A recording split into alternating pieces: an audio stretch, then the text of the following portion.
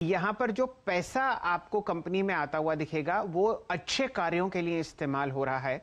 दो तीन चीज़ें आपने ट्रेंड्स में देखी हैं। अगर आप आईपीओ मार्केट्स देखें तो बहुत सारे वेंचर कैपिटलिस्ट आपको आईपीओ से 2 साल पहले निवेश करते हुए दिखेंगे और पॉपअप खेलने के लिए आपको ज़्यादातर ऑफर ऑफ सेल आते हुए दिखते हैं। लक्ष्मी ऑर्गेनिक के साथ एक बड़ा फायदा यह है कि प्रमोटर होल्डिंग आईपीओ के बाद 73% है, जो कि सबसे ज़्यादा है। और उसके बाद आप देखिए यहां पर जो पैसा इस्तेमाल किया जाएगा वो वर्किंग कैपिटल को कम करने के लिए जो बैंक से लोन लिए जा रहे हैं और एक new field green field project setup करने के लिए किया जाएगा।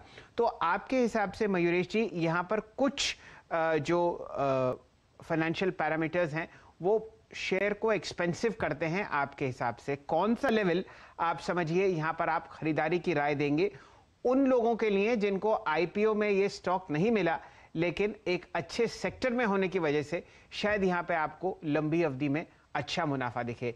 107 गुना ओवर सब्सक्राइब हुआ है। कौन सा लेवल आपके लिए लक्ष्मी ऑर्गेनिक का एक बाय रेंज देता हुआ दिखेगा?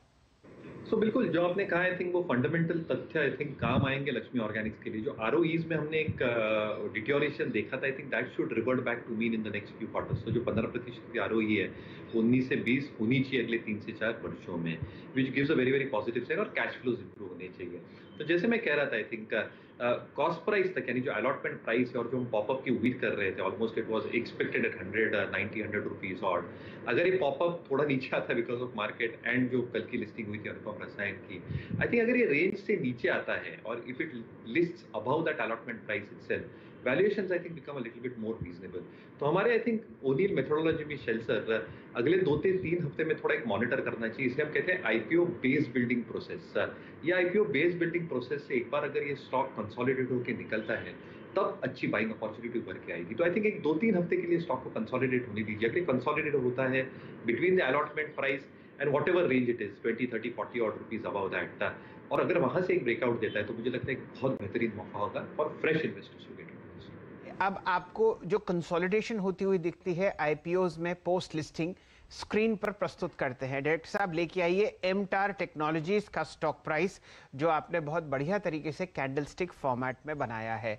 बहुत ही अच्छे समय जब सेंटिमेंट बहुत बेहतर था आपने एक पॉपअप लिस्टिंग होते हुए देखी।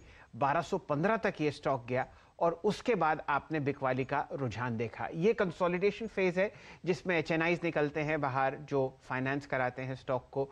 वो निवेशक जो कुछ मुनाफा वसूल करते हैं अपने डीमैट काउंटर्स पर, वो आपको यहां पर निकलते हुए दिखते हैं। और उसके बाद अगर अच्छी कंपनी है तो आपको फिर एक ऊपरी सतह पर चाल आती हुई दिखती है। तो ये स्थिति आपको बताते हुए दिख रहे हैं हमारे मित्र मयूरेश जोशी साहब की शायद आपको लक्ष्मी ऑर्गेनिक्स में भी होता हुआ दिखे।